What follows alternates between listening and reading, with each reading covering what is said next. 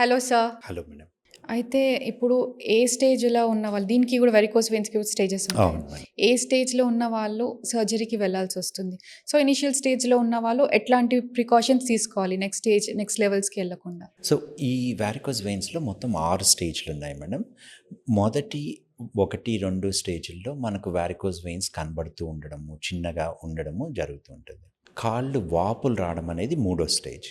నాలుగో స్టేజ్‌లో కాలు నల్లగా అవ్వడము అనేది జరుగుతూ ఉంటుంది. అంటే అక్కడ మాత్రం ఓన్లీ పర్టిక్యులర్ ఏరియాలో ఉంటుందా సార్ మొత్తం?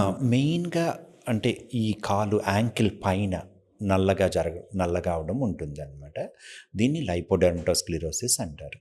ఐదో స్టేజు, ఆరో స్టేజుల్లో పుండు పడ్డము, వీనస్ అల్సర్ అంటారు. ఈ గాయము అవ్వడము, పడ్డది మానకుండా ఎక్కువ రోజులు ఉండడము అనేది జరుగుతూ ఉంటుంది. ఈ మొదటి 1, 2 స్టేజుల్లో అందరికీ ఆపరేషన్ అనేది అవసరం లేదు.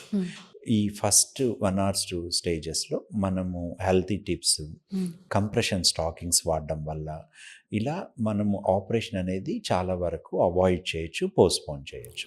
ఎస్పెషల్లీ నా దగ్గరికి వచ్చే పేషెంట్స్‌లో ఈ ఫస్ట్ స్టేజ్, సెకండ్ స్టేజ్ ఉన్న వాళ్ళల్లో ఆల్మోస్ట్ ఆల్ 70% వాళ్ళకి ఆపరేషన్ లేకుండానే మనము అడ్వైస్ చేస్తాం. ఓకే. దీనికి కారణము ఏమి అంటే ఈ ఏదైతే వారికోస్ వెయిన్స్ వస్తాయో ఈ నరము కాళ్ళల్లో గ్రేట్ సెఫ్నస్ వెయిన్ అంటాం. ఇది మనకు ఫ్యూచర్‌లో ఎప్పుడన్నా హార్ట్ బైపాస్ అవసరమైన, కాల్లో బైపాస్ అవసరమైన, లేదా ఇంకెక్కడన్నా రక్తనాళం డ్యామేజ్ అయితే దాన్ని రిపేర్ చేయడానికి కానీ వాడుకునే అవకాశం ఉంటుంది. సో, అవసరం లేకుండా మనము ఈ వారికోస్ వెయిన్ సర్జరీ చేసి ఈ నరాన్ని లేజర్ చేయడం కానీ తీసేసేయడం వల్ల మనము ఒక మంచి అవకాశాన్ని కోల్పోతాం. కొంతమందిలో ఈ వారికోస్ వెయిన్స్ ఉన్న వాళ్ళల్లో కూడా ఈ మెయిన్ నరాన్ని తీయకుండా అంటే సెఫనస్ వెయిన్ స్పేరింగ్ సర్జరీ అంటామన్నమాట. అలా కూడా చేసి మనం వారికోస్ వెయిన్స్ వరకు ట్రీట్ చేసి ఈ మెయిన్ నరాన్ని అలాగే కాపాడుకోవచ్చు. అందువల్ల ప్రతి ఒక్కరికి కూడా వారికోస్ వెయిన్ సర్జరీ అనేది అవసరం కాదు. ఎస్పెషల్లీ మొదటి స్టేజ్, రెండో స్టేజ్‌లో ఉన్న వాళ్ళలో చాలా వరకు ఆపరేషన్ లేకుండా అంటే లేజరు కానీ, ఓపెన్ ఆపరేషన్ కానీ ఇవేవి లేకుండా కూడా మనము అవాయిడ్ చేసుకోగలుగుతాం.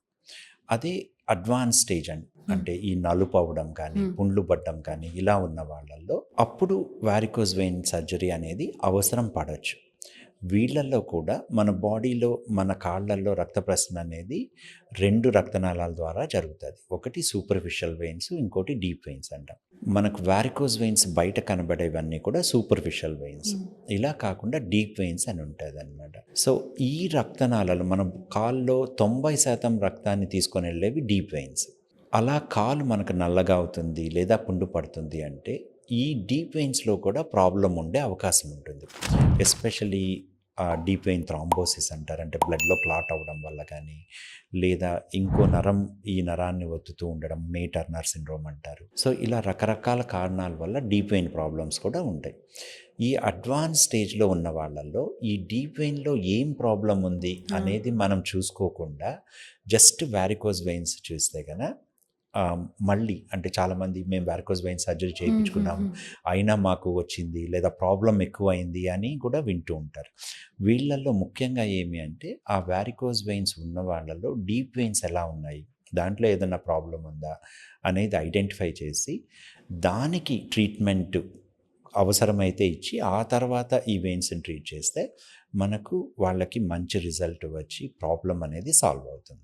ఎట్లాంటి సైన్స్ కనిపిస్తాయి సార్? డీప్ వెయిన్ ఇష్యూ ఉంది అని మనకి ఎట్లా తెలుస్తుంది? స్క్రీనింగ్స్ ఏమన్నా మనకు అంటే పైకి ఎస్పెషల్లీ అంటే మొదటి స్టేజ్, ఫస్ట్ స్టేజ్, సెకండ్ స్టేజ్‌లో డీప్ వెయిన్స్ అనే ప్రాబ్లం పెద్ద ఉండకపోవచ్చు. కానీ అడ్వాన్స్ స్టేజ్ అంటే ఈ నల్లగా అవ్వడము, పుండ్లు పడ్డము జరిగినప్పుడు ఆ డీప్ వెయిన్స్‌లో ప్రాబ్లము ఉండే అవకాశం అనేది ఉంటుంది. అది యాజ్ ఎ పర్సన్ పేషెంట్‌కి తెలియకపోవచ్చు. బట్ మా దగ్గరికి వచ్చినప్పుడు ఎస్పెషల్లీ వాస్కులర్ సర్జన్స్ ఈ అల్ట్రాసౌండ్ స్కాన్ దాంతోటి చూడడము, తర్వాత ఆ కాలు ఎలా ఉంది అనే దాన్ని బట్టి కొన్ని సైన్స్‌ని బట్టి డీప్ వెయిన్ ప్రాబ్లమ్ ఉండొచ్చు అని మనం సస్పెక్ట్ చేయగలుగుతాం. అలాంటప్పుడు వాళ్ళకి సీటీ వినోగ్రామ్ కానీ, ఎంఆర్ వినోగ్రామ్ కానీ ఇలాంటి పరీక్షలు చేసి ఆ లోపల ప్రాబ్లమ్‌ని మనం ఐడెంటిఫై చేస్తే మనము ఫ్యూచర్‌లో మళ్ళీ వారికోస్ వెయిన్స్ రాకుండా ఉండేందుకు, కాలు ఆ నలుపు ఎక్కువ అవ్వకుండా ఈ గాయం మానే అవకాశాలు చాలా ఎక్కువ ఉంటాయి. సో, ప్రెగ్నెంట్ వుమెన్‌లో కూడా కొన్నిసార్లు నరాలు తేలుతుంటాయంట. So, pregnancy and varicose veins దీనికేమైనా రిలేషన్ ఉందా? ఆ 2 రిలేటెడ్ మేడం. సో, ప్రెగ్నెన్సీలప్పుడు మనకు ఆ యుటిరస్ అనేది సైజు, బరువు పెరిగే కొద్దీ మన కాళ్ళ నుంచి రక్తం ఏదైతే గుండెకి తీసుకొని వెళ్తుంటాయో, ఈ రక్తనాళాల మీద ఒత్తిడి అనేది కలుగుతూ ఉంటుంది. ఎస్పెషల్లీ పనుకొనున్నప్పుడు ఈ యుటిరస్ అనేది ఆ రక్తనాళాలు పెల్విక్ వెయిన్స్, ఐవీసీ మీద ప్రెషర్ పడి కాళ్ళల్లో రక్త ప్రసరణ అనేది కొంచెం తగ్గుతుంది. దీనివల్లే కాళ్ళ వాపులు రావడము ప్రెగ్నెన్సీలో, తర్వాత వెయిన్స్ పెద్దగా కనబడడము జరుగుతూ ఉంటుంది. ఇందువల్లే ప్రెగ్నెంట్ ఉన్న వాళ్ళల్లో కూడా లెఫ్ట్ సైడ్‌కి ఒక వైపుకి తిరిగి తిరిగి పడుకోమంటారు. పడుకోమంటారు. ఎందుకంటే యూట్రస్ అనేది ఈ ఐవీసీ దాని మీద ప్రెషర్ పడకుండా ఉంటుంది. సో, దాదాపు ప్రతి ఒక్కరిలో కూడా ప్రెగ్నెంట్ ఉన్న వాళ్ళలో న్యాచురల్‌గానే ఇది బరువు పడడం వల్ల వీనస్ ప్రెషర్ పెరగడము, వారికోస్ వెయిన్స్ రావడం అనేది జరుగుతూ ఉంటుంది. ఇలా జరిగినప్పుడు మనము ప్రతిదానికి కూడా ఆపరేషన్ చేయాల్సిన అవసరం లేదు. చాలా వరకు స్టాకింగ్స్ వాడడం వల్ల, ఈ పొజిషన్ హ్మ్. మార్చుతూ ఉండడం వల్ల మనము ఆపరేషన్ లేకుండా అవాయిడ్ చేసుకోగలుగుతాం. చాలా వరకు కూడా ప్రెగ్నెన్సీ అయిపోయిన తర్వాత, డెలివరీ అయిన తర్వాత ఈ రక్తనాళాలు, ఈ ప్రెషరు తగ్గి మళ్ళీ నార్మల్ స్టేజ్‌కి వచ్చే అవకాశాలు కూడా ఉంటాయి. సో, అందువల్ల ప్రెగ్నెంట్ వుమెన్‌లో వారికోస్ వెయిన్స్ అనేది కనబడడం అనేది ఇట్ ఈస్ ఎ న్యాచురల్‌గా జరిగే ఓకే. అవసరం. ఇలా జరిగినప్పుడు దాని గురించి కంగారు పడాల్సిన అవసరం లేదు.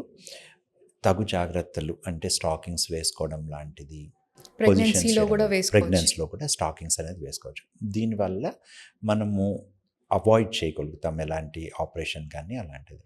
కొన్ని రోజులకి అవే చిన్న సైజు అంటే నార్మల్ వారికోస్ వెయిన్స్ స్టేజ్‌కి తగ్గి, ఆ కాళ్ళ వాపులు తగ్గే అవకాశం కూడా చాలా ఎక్కువగా ఉంటుంది. సో, ఈ ఆల్కహాల్, స్మోకింగ్ లాంటి హ్యాబిట్స్ ఉన్న వాళ్ళకి వాస్క్యులర్ ఇష్యూస్ ఎక్కువగా వచ్చే అవకాశం ఏమన్నా ఉంటుందా? అవును మేడం. ఎస్పెషల్లీ స్మోకింగ్ అనేది వాస్కులర్ ప్రాబ్లమ్స్ 99% వాస్కులర్ ప్రాబ్లమ్స్ రావడానికి ముఖ్య కారణము స్మోకింగ్. ఓకే.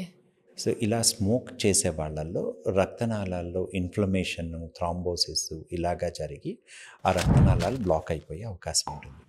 అందువల్ల స్మోకింగ్ అనేది ఈజ్ ఇంజూరియస్ టు హెల్త్ ఆబ్వియస్‌గా. కానీ ఇలా వాస్కులర్ ప్రాబ్లమ్స్ స్టార్ట్ అయిన వాళ్ళు తప్పనిసరిగా స్మోకింగ్ అనేది ఆపేసేయాలి. ఓకే. మనము చాలాసార్లు స్మోకింగు ఆపేయాలని వాళ్ళు అనుకోవచ్చు, మనము చెప్తూ ఉంటాం. అవును. కానీ ఆ స్మోకింగ్ అనేది ఒక అడిక్షన్ లాంటిది. ఇది ఈజీగా మానేయడం అనేది ఈజీ కాదు. మానేసిన తర్వాత కూడా మళ్ళీ రిలాప్స్ అవ్వడం అంటే మళ్ళీ మొదలుపెట్టడం అనేది కూడా చాలా కామన్‌గా జరుగుతూ ఉంటుంది. అందువల్ల వాస్కులర్ ప్రాబ్లమ్స్ రాకుండా ఉండేందుకు స్మోకింగ్ అనేది ఆపేస్తే చాలా వరకు హెల్ప్‌ఫుల్‌గా ఉంటుంది. ఈ స్మోకింగ్ ఆపడానికి కూడా ఇప్పుడు de addiction methods, nicotine patches అని, వేరే రకమైన మందులు ఇవి కూడా తాగాలి అనే కోరికని రాకుండా చేయడము, వచ్చినప్పుడు దాన్ని ఎలా చేయాలి అనే దానికి కూడా మనకు సైకాలజీ ట్రీట్మెంట్ కానీ ఆర్ మెడిసిన్స్‌తో కానీ ఆ క్రేవింగ్ అనేది తగ్గించి తగ్గిస్తుంది. డీ అడిక్షన్ అనేది చేసే అవకాశం ఉంటుంది.